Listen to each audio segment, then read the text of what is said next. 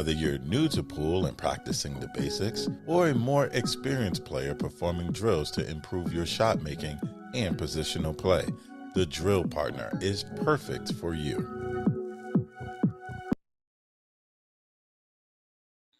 Man, you know it's been a while if I put on the wrong damn intro video to start the show. Hey, let me know if you guys can hear me and see me all right. I know it's been a little bit. Molina Mike here, and man, I was set up, and I was starting to set up, I should say, to do a show, and I was kind of on the fence. Like, man, do I go live? Do I not go live? But I love One Pocket, man, and I wanted to do a preview show, heading into Buffalo. Didn't get to do it, and I've been like trying to get a couple different guests on ahead of it. Hasn't worked out so far, but I've thoroughly enjoyed sweating it. Um, so I wanted to do a show just kind of talking about some matches that are coming up, some matches that have already happened. My boy Franco says, I can hear you. Hopefully that's what you're saying. What's up, my man? Hopefully you're doing all right. Back in the shop, back on working on some cues. And yeah, I'm home for now. I'm about to head back out of town in a couple of days. So I'm pumped for that. Um, yeah, let me just go ahead and I'm going to bring up I'm going to start off with bringing up the Calcutta first because I thought that was the most interesting part, as always, when it comes to buffs. Record setting ish, I mean, all things considered, I took a little bit of flack talking about how tough a field that it was. But let me see if I can bring it up. I can see your comments in the chat, so let me know if you guys have any questions or comments or concerns for me. Let me see if I can bring this up over here. So first off, if you've never heard, Buffalo's biggest one pocket tournament of the year. I kind of equate it to like the one pocket world championship that we never get to have. And I get why we never get to have it, but for like the diehards of one pocket lovers, this is like as good as it gets. All things considered, I mean, you only get two tables to go and watch. Usually, over the last few years, it's been more stellar fields, I should say, compared to this year. But nevertheless, I mean, it ended up being pretty good. Albie says, I've been every day, front row seat, TV table. It's been insane. Plenty, and I mean plenty of action hanging around the pool room. Yeah, that's one thing, man. This time of year for me is always like super tough because I got girls and it's always towards the end of the school year. But every year I'm always like, man, I want to go to Buffs. I want to go to Buffs. And I've been saying that for like well over 5 years now, and I never get to go. Maybe next year we'll see. Last year in particular, given how stacked the field was, I really wanted to go. But yeah, it's a cool like gambler's paradise. From what I hear, like Albie says, a lot of action in the room. Cheap sets are like 10,000 plus, and so usually it's pretty high stakes from like morning, noon, and night. Luckily for us, we've been able to, like, from being at the house, been able to sweat some pretty solid matches on Race Stream, Pool Action TV. He's back again. I think it was like $39 is what I ended up paying for it. So it wasn't too bad. I wish it was a little bit more modern, and I'll say that every year because it seems to be the same setup. But I've been enjoying it being at the house. Like I said, he's had some great matches. He's been having two tables that have been going live, even though that second table, like, it's a little bit tough to go and watch. In my opinion. But yeah, man, all things considered, like I said, it's been fun. I was up late last night sweating Sky and Bustamante, and I've watched more pool legitimately in the last 2 days than I have in probably the last like 6 months. So but let's jump into the Calcutta. As you guys can see there on the screen, I think it was like 320 is what they ended up pulling in. And it's interesting, given who's left in the hot seat. And if you're just joining us, it's Federer versus Evan in the hot seat. I'm going to preview that match because I got a pretty interesting point of view. I feel like, well, I mean, I'm biased in saying that, but Federer ended up buying Evan in the one pocket Calcutta, and then now they're playing each other in the hot seat match, which the odds of that are slim to none. But it's funny because I don't know how much Federer has of himself. He ended up going for half.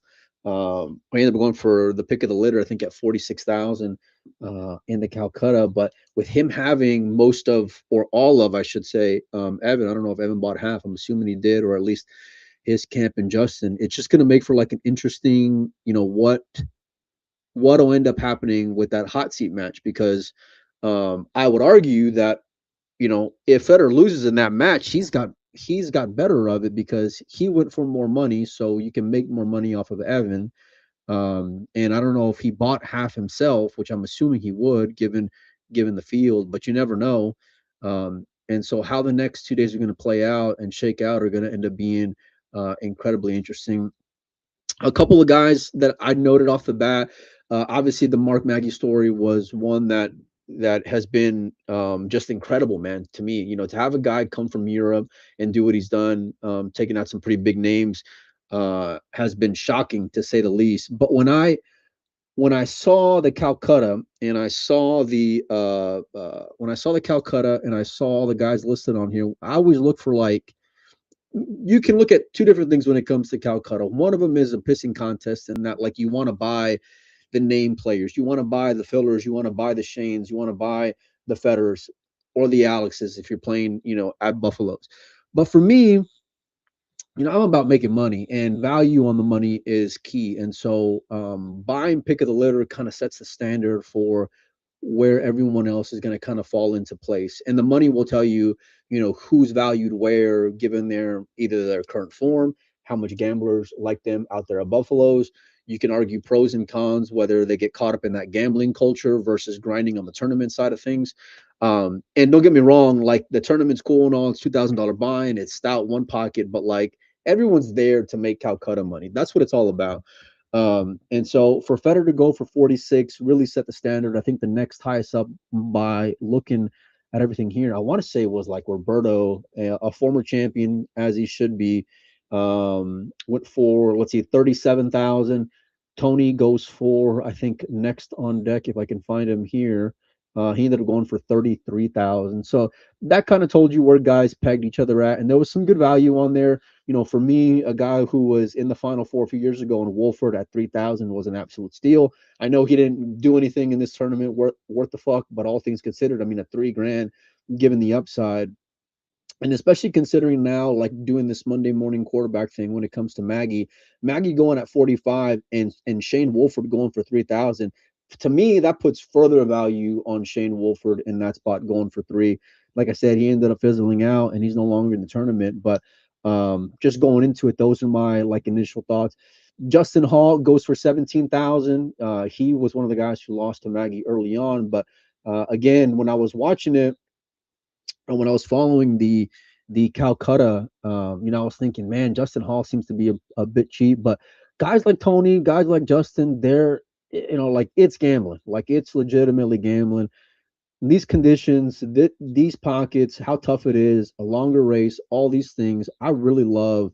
I really love like more premium guys to go deeper. But when it comes to effort and how much guys can go and actually grind, I gotta love the chips of the world. I gotta love the double J's of the world because they're not gonna give you an inch, and I really love that, especially if you're talking about spending like high dollars on guys. Justin Hall, how committed is he gonna be? And again, this is like going into the tournament is what I was thinking. Now he ended up facing Tony early on. I think it was like in the second round of this one. And to be honest with you, it was probably one of the best Justin Hall matches I've seen in quite some time. Like he was hitting the ball incredibly crispy. I mean, super consistent. Real conservative.